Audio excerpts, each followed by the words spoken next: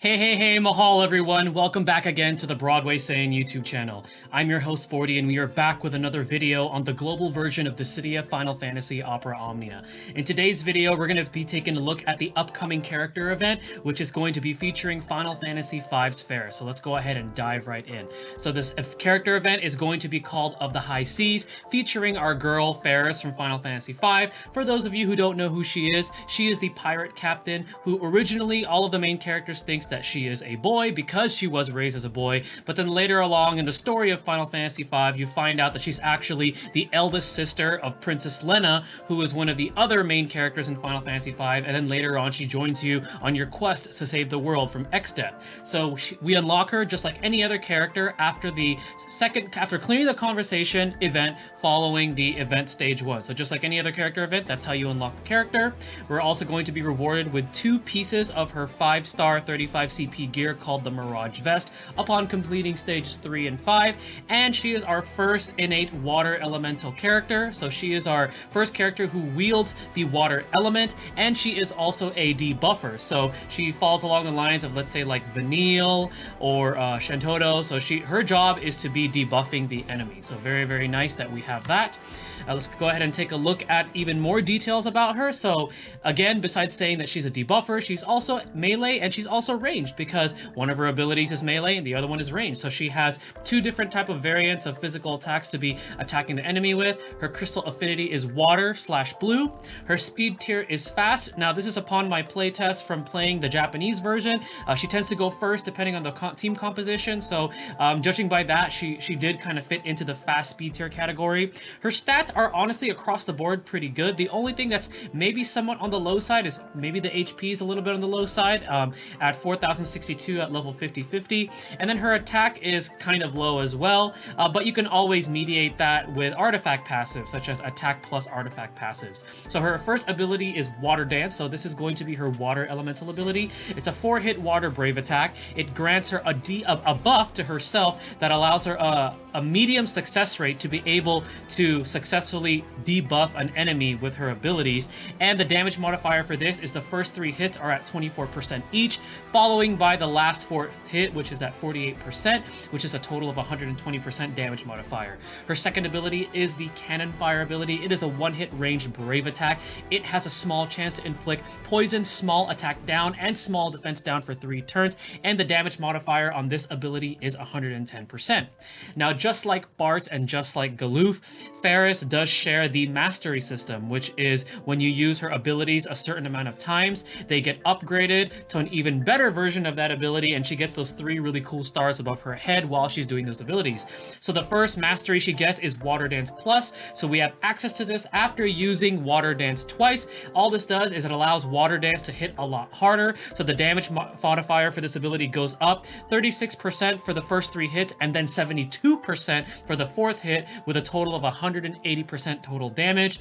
Cannon Fire becomes Cannon Fire Plus. After you use Cannon Fire twice, it has a medium chance now to inflict poison, small attack down, and small defense down for 3 turns. The damage modifier is increased to 160%, and there is an added effect to this ability, provided that you do have her 35 CP weapon or the passive from that weapon, and this is a dispel, so she will dispel all buffs on the enemy before using Cannon Fire and possibly applying a debuff. So with her 35 CP weapon, she actually becomes a bit superior to Vanille, because not only does she dispel with the ability, she does have a chance to apply those 3 different debuffs. Now we're going to go ahead and take a look at the passive she has, starting off with her crystal passives. So the first one she gets is debuff attack up, a slight raise in attack power when the enemy is debuffed. For the type of character that she is, it's actually a good passive, because once the enemy is debuffed, she's going to be dealing more brave damage to them. Second one, Water Dance power up, pretty good. It raises the overall damage that Water Dance deals. Master Boost is pretty good too, because it slightly raises her max brave upon mastering an ability. Cannon Fire power up, great, increases the damage dealt by Cannon Fire. Cannon Fire charge charge and water dance charge. Always charge abilities are good because it allows a +1 usage for those abilities. Critical power up slightly raises brave damage inflicted by critical hits. It has a low cost, so you could use it if you have leftover CP, but I wouldn't say she necessarily needs it.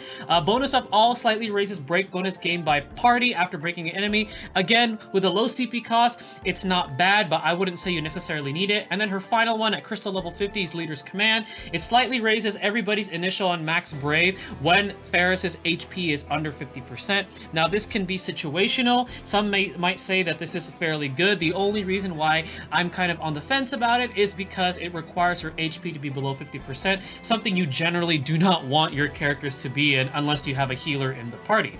Now let's go ahead and take a look at her artifact passives that are unique to her. So her first two are Brave Guard up, 1-star and 2-star. She gets a defense boost by a certain percentage depending on whether or not her Brave is 50% over the max Brave. This one's okay. I don't really think she needs defense. Defense is generally the lowest stat priority that you want to prioritize for all of your characters. Break boost, 1-star, 2-star, max Brave up by a certain percentage for 1 turn after breaking an enemy. If it was for a longer turn duration, I would say it's not bad, but for 1 turn, you could definitely go with something better. And then her last two, which buffs up her abilities, the brave damage that is dealt by her abilities is Water Dance Power Up, 1-star, 2-star, and Cannon Fire, 1-star, 2-star. So those I would say are your go-tos as far as her unique artifact passes, because they do buff up the amount of brave damage that her ability deals. I would say prioritize Water Dance Power Up over Cannon Fire, just because Water Dance is a multi-brave hit attack, whereas Cannon Fire, while it does have a high damage modifier, it only hits once. Alright, now we're going to go ahead and take a look at the best part of the events generally, which is the summoning banner. So just like with every other event now with Global, more than likely we're going to be getting Faris's 35 CP and 15 CP. So her 35 CP featured is going to be the 5-star Orichalcum Dirk, which increases the Cannon Fire damage modifier to 150%, and Cannon Fire Plus is now at 200%. The Mastery feature is now going to be set to just 1 use instead of 2, so really nice. The Poison, attack, and defense debuffs are increased by their potency, and they're also extended to 8 turns, and they also have an increased chance to inflict all 3 debuffs at once, so very, very powerful.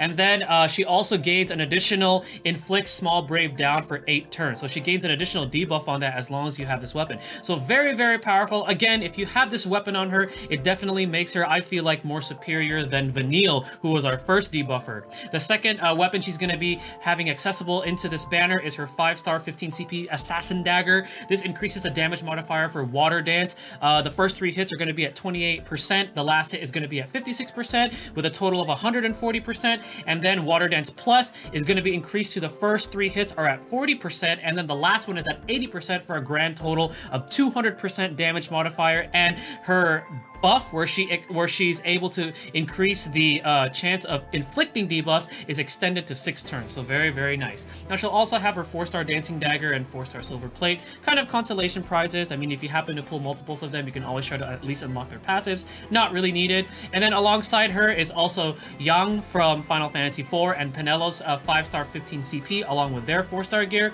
There's the details on that. Not going to go into too much detail on that since we've seen these weapons before, but they are going to be featured on Faris's event banner. Alright, now we're also going to be getting access to new 5-star armor exchange for the 3 featured characters. So 5-star Mirage Vest for Faris, 5-star Black Belt Gi for Young, and 5-star Gold Hairpin for Penello. So those are the particular stats there. You can exchange for these pieces of armor should you want to with the guard medals. So if you guys have spare guard medals and one of these characters is your favorite, by all means go for it. Now we're going to go ahead and talk about the featured boss for this event. So we're going to be fighting against the Lamia Queen, or her name is also Marlith. Now Marlith is her name from the OG Final Fantasy 1 game. She is one of the OG fiends that we get to fight. So the Lamia Queen, what are some of the things that she gets to do? She will have 2 mannequins supporting her. The level 50 version, which is the highest level difficulty currently, for a single player, will have the Saz and Penello mannequins supporting her. Now she will be reviving these mannequins mannequins, and their HP upon revival will be dependent on where Lamia Queen's HP is at. So if her HP is pretty high, like 100% to like 60%, whenever she revives a defeated mannequin, they're going to be revived at 25% health. But when her HP starts to dip below 50%, she's going to be reviving them at 100% health. So just keep that in mind. Lamia Queen is weak to water, and she's neutral to all other elements, so great way to exploit using Faris, especially since she has the water element built into her. Her charm, unlike a regular Lamia mob, now affects both genders, so that's probably one of her most dangerous techniques, if not her most dangerous, because that locks a character for one turn from being used. And then her other attacks that you want to keep a lookout on is she has a one-hit single target Brave attack that applies a debuff to one unit. She has a one-hit single target Brave plus HP attack that does the exact same thing and inflicts a debuff. She has a one-hit single target Lightning Brave attack, and then she also has her standard one-hit single target HP attack. So what are some tips into preparing for the Faris event, which is going to be coming out around, I'm going to say, I think it's about 7 p.m. Pacific Standard Time it's going to be coming out. So before the event comes out, if you want to build up Faris, definitely farm up those blue crystals for her, so then that way when you unlock her, you can go ahead and level up her crystal level. Along with Faris, you want to definitely try to utilize the other synergy characters such as Yang or Penelo. Now if you don't want to use them, there's some other great characters you can use, such as Laguna. You can use a Brave battery like Aiko or Yuna. Who else could you use? You can use Tidus, especially if you have his 35 CP weapon. Cloud, you could use Cloud. You could use Lael, because Lael influences the chase mechanic, so whoever you want to use, but ideally, you want to at least try to use the synergy ones, so then that way you have those extra buff stats. Yang's kick is going to be great for dealing splash damage, because generally you don't want to kill the mannequins too fast, because she's going to be constantly reviving. Now I will give a little bit of a tip. Penelo, keeping the Penelo mannequin alive on the level 50 gets a little tricky, because she does buff up her allies, so you want to keep that in mind. The fight can get quite difficult if you keep her alive too long, so kind of balance that out there. And then again, as mentioned earlier, because Faris is of a water element, you want to utilize her mostly because Lamia Queen is weak to water. And then summon of choice, I'm actually going to leave this up to you guys. It really depends on your playstyle. Ifrit is great for more damage, but his blessing requires max HP. Shiva's is a little bit easier to manage. It will make your party faster at the cost of not being able to hit us hard. And then now we have access to Sylph and Chocobo and Ramuh. Ramuh's another one that you can get him to level 20, but Sylph and Chocobo are also desired because they do have a faster summon rate. And then for the co-op, generally a good setup that I've seen is you want to go with 2 fast summons. So like let's say 2 Chocobos or 1 Sylph, 1 Chocobo, and then like Ifrit, because Ifrit has that damage buff, because damage is very important for the co-op, so then that way you can clear the co-op as fast as you can to get that high score. Now following this discussion, let's go ahead and take a look at some gameplay of the Faris event with the JP account that I borrowed from my friend Chris. Let's go ahead and take a look. Alright guys, following the discussion of the upcoming Faris event, let's go ahead and jump right into her event using some JP footage here from this JP account. Again, shout out to my friend Chris. He always lets me borrow his JP account so I could show you guys the event. Now, I do want to answer a question that a lot of people ask me in the Facebook group that I help admin. They always ask, hey, I just started this game and I see people with characters like Squall or Vanille. Are we going to get them later in the future? And the answer is yes. So if you can see right there on the map, there's this little temple right here. This is the Lost Chapters, which essentially gives us access to all of the previous release character events. And this is permanent. There's no time limit on this once they release this. So as soon as they start releasing this to us, we're going to have access to those previous past character events. All right, so now we're going to go ahead and jump right into Faris's event right here. And the party that I will be taking is the Synergy party, which has, I'll show you right here, Faris. It also has Yang, and it also has Penelo. I'm going to be taking Ifrit for more damage. And let's see what ally I am going to be taking. Okay, so we're going to go ahead and take this level 60 Squall right here. Now, I'm going to try not to use the unit, but I will let you guys know that this fight is a little bit tricky. So we'll see what happens. All right. Go ahead and take on some of the enemies here. So we're going to go ahead and target the Lamia.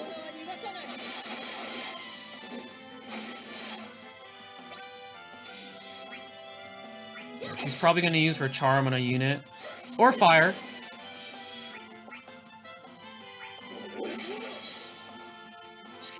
Alright, so we're just going to go ahead and eliminate the Lamia right here. Alright, so usually the first few mobs, not very threatening. Even the mini-bosses aren't very threatening at all. So you shouldn't have too much trouble taking these down. Let's see. A's going first, so let's go ahead and Brave Attack.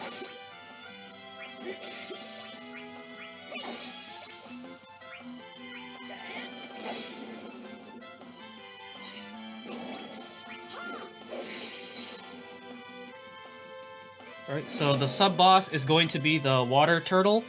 Again, not too threatening. We're just going to go ahead and use her water dance because I do want to get that mastery right away. Okay. And just go ahead with a standard brave attack here. Kind of want to save up the rest of my abilities for the actual Marilith Lamia Queen boss. Let's go ahead and just HP attack.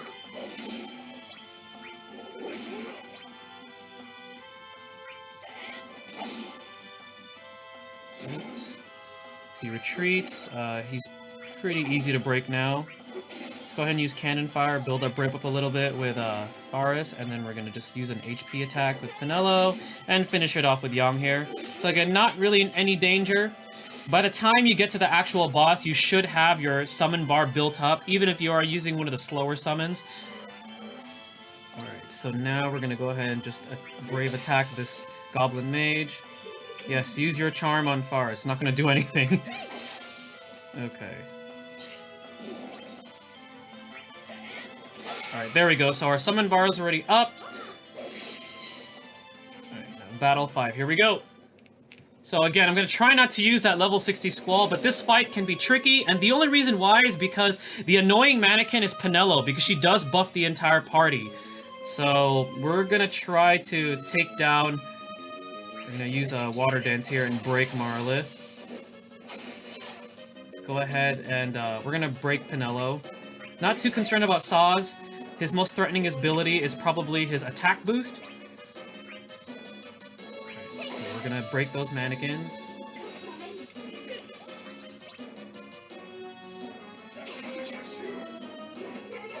Okay, actually, you know what? I'm just going to go ahead and summon now. Just get as much HP damage as possible, also because Marilith's HP is at 2,381, so that's going to be some pretty big damage there. Let's go ahead and get a buff here with Pinello.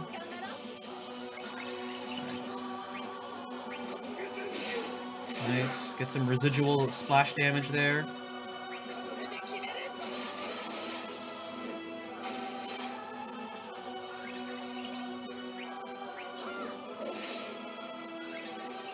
Gonna focus with Yang.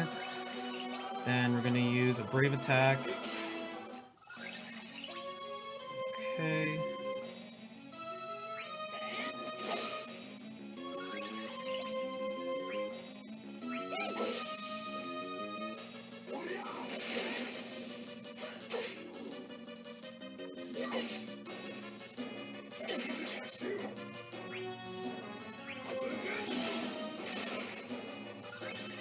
Nice. Alright, we're gonna go ahead and use Cannon Fire now.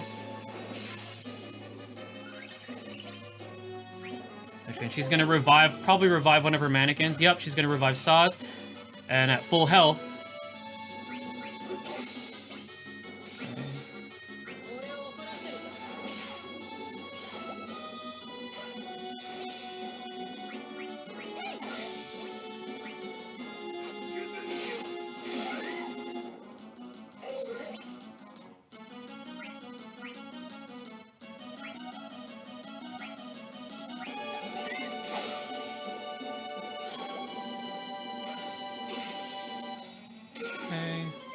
Actually, you know what? I said I wasn't gonna do it, but let's just bring Squall in. I want to show you guys what Squall can do at level 60. So we're gonna go ahead and use his Renzokuken. So this is essentially what he gets. So this is gonna be a treat for you guys to see, because you can kind of see what these characters will be getting in the future. I just don't want to prolong this battle too long. Okay, let's go ahead. Let's see his EX. Let's just finish off Marilith. Okay, she's almost dead. She's gonna revive one of her mannequins, that's fine. Just finish her off there. And there she goes. So now all we gotta worry about is taking down this mannequin Pinello.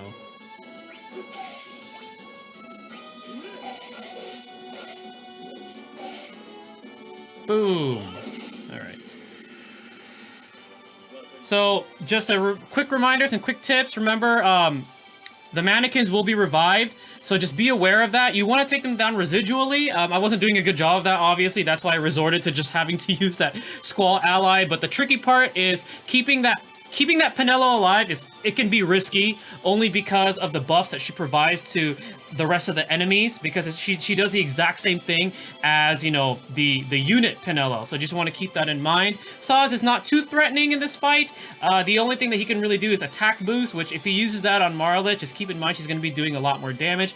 Then Marlit herself, by herself alone, the only thing really threatening to really look out for is her charm attack, because it does lock that unit for 1 turn, so you can't use them. But other than that, the fight shouldn't be too hard. Now, if you don't want to use the synergy characters, you can always opt to use good characters such as like Tidus, or you can use Cloud for his cross slash, or you could try to manipulate the chase mechanic with Lael if you have your Lael built up. So there's a lot of units that you could use, but other than that, just have some fun, guys, with this upcoming Faris event. It's going to be cool to see another character from Final Fantasy V joining the cast of Dissidia or Omnia. Alright guys, I am the Broadway Saiyan. My name is 40. Stay tuned for the next video, and mahal, everyone.